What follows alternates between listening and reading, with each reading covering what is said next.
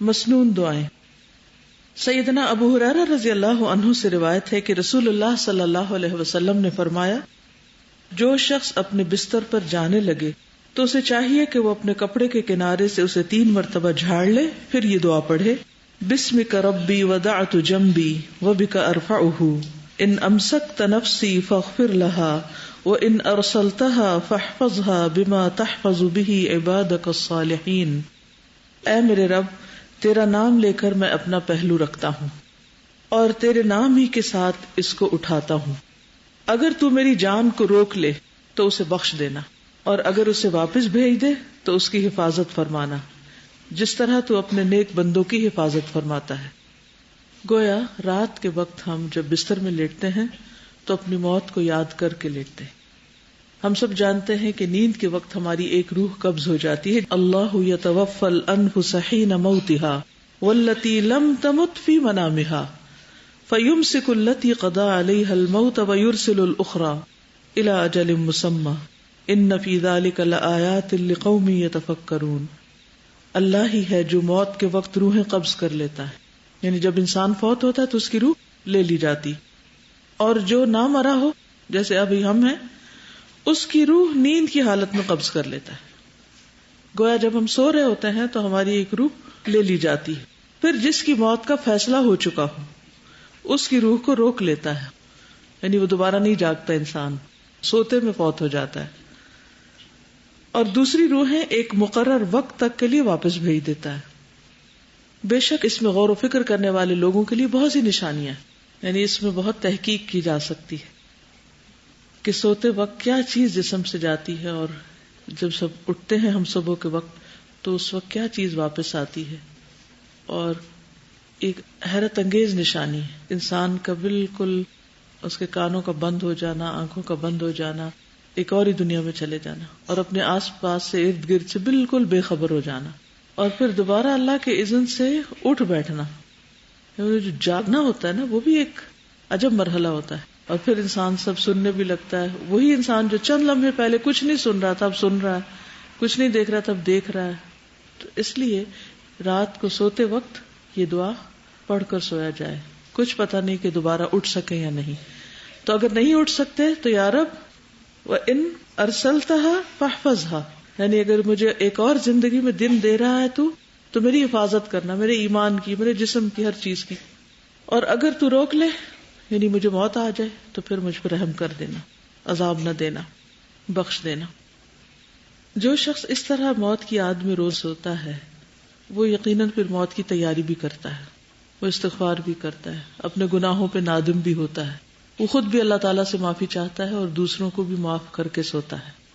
پھر ہے سیدنا انس سے روایت ہے کہ رسول اللہ صلی اللہ علیہ وسلم جب اپنے بستر پر جاتے تو فرماتے، الحمد للہ الذی اطعمنا وسقانا وکفانا وآوانا فکم ممن لا کافی لہ ولا مؤوی۔ صحیح مسلم۔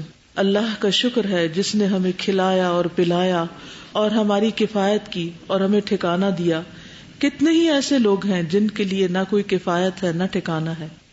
یعنی اللہ سبحانہ وتعالیٰ نے ہمیں کھلایا پلایا اور کفایت کی کا مطلب یہ کہ باقی بھی تمام ضروریات پوری کی، وہی ہم کو کافی ہو گیا ہماری مشکلات میں، جیسے ہم کہتے ہیں نا حسبی اللہ و نعم الوکیل۔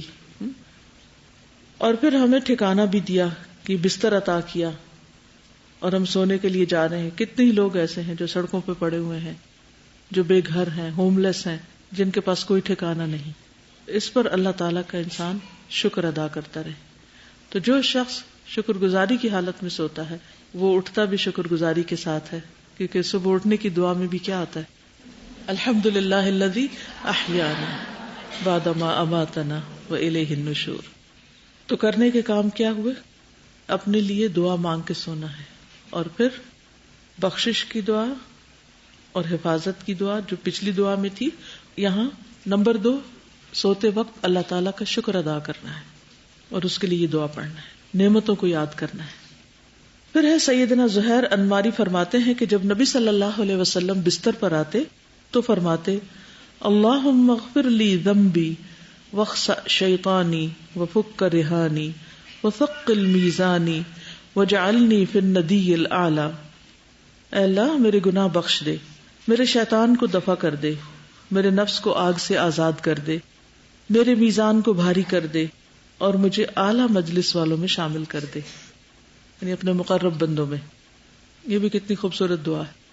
اصل میں ہوتا یہ ہے کہ انسان جب فارغ ہو کر لیٹتا ہے بستر میں تو اس کو پھر طرح طرح کے خیالات آنے لگتے ہیں، کچھ اپنی غلطیاں یاد آنے لگتی ہیں، کچھ دوسروں کی باتیں یاد آتی ہیں، یعنی وہ باتیں جو دن بھر کی مصروفیت کی وجہ سے انسان نہیں سوچ سکتا وہ رات بستر پر لیٹ کر سوچنے لگتا ہے.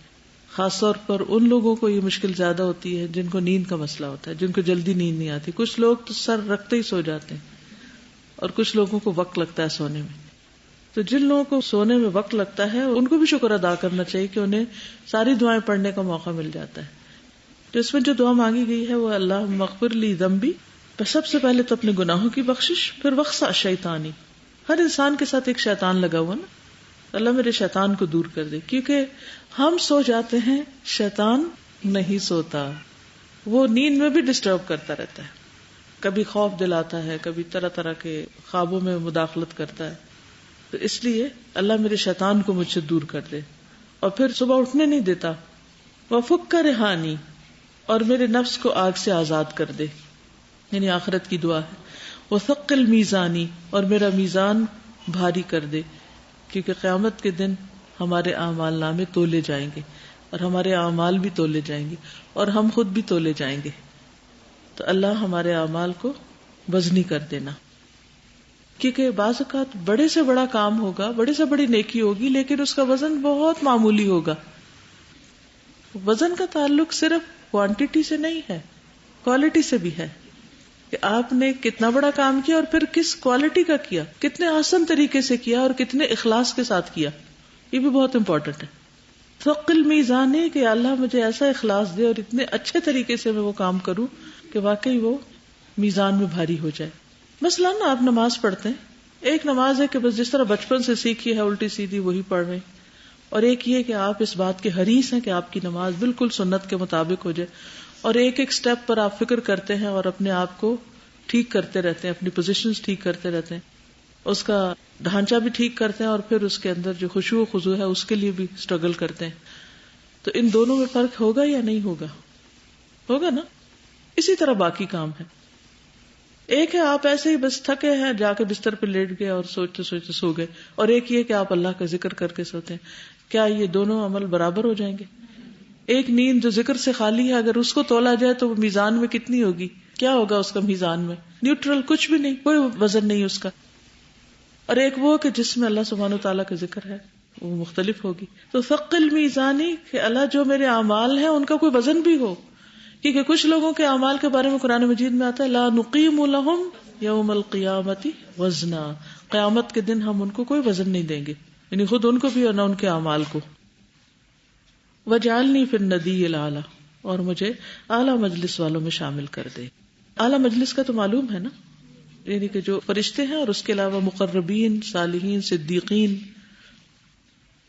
سیدنا براء ابن عازب نے بیان کیا نبی صلی اللہ علیہ وسلم نے ایک صحابی کو وصیت کی جب تم بستر پر جانے لگو تو یہ دعا پڑھا کرو، پھر اگر تم فوت ہو گئے تو فطرت اسلام پر فوت ہو گئے.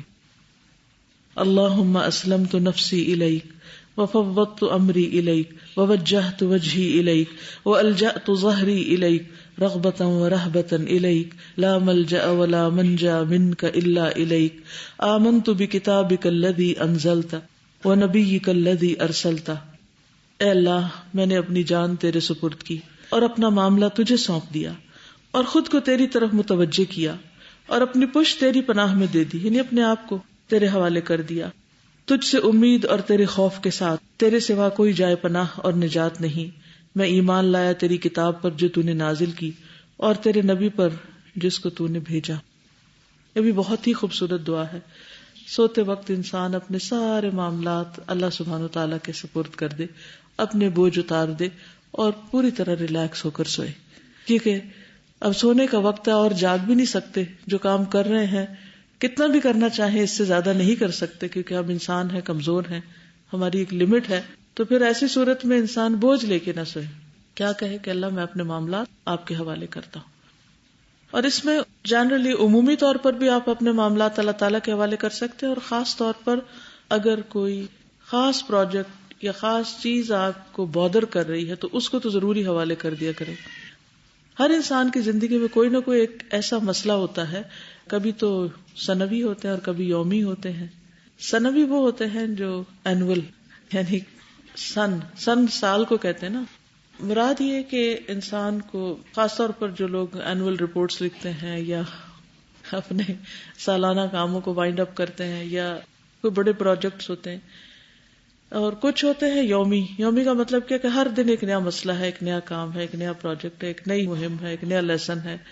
تو اس میں وہ چیزیں بادر کرتی، یعنی کچھ زندگی کے مختلف مواقع کی چیزیں انسان کو فکر مند کرتی اور کچھ چھوٹی چھوٹی روز کی چیزیں اس کے سر پہ ہوتی.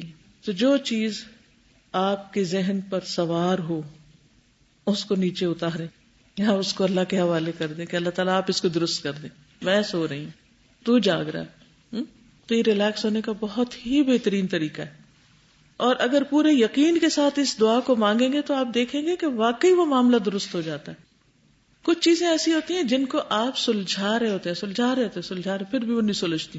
ہوتا نا ایسے. کچھ چیزیں آپ کے بس میں ہی نہیں، آپ کے ہاتھ میں ہی نہیں، دوسرے اس کے مالک ہوتے ہیں انسانوں میں سے.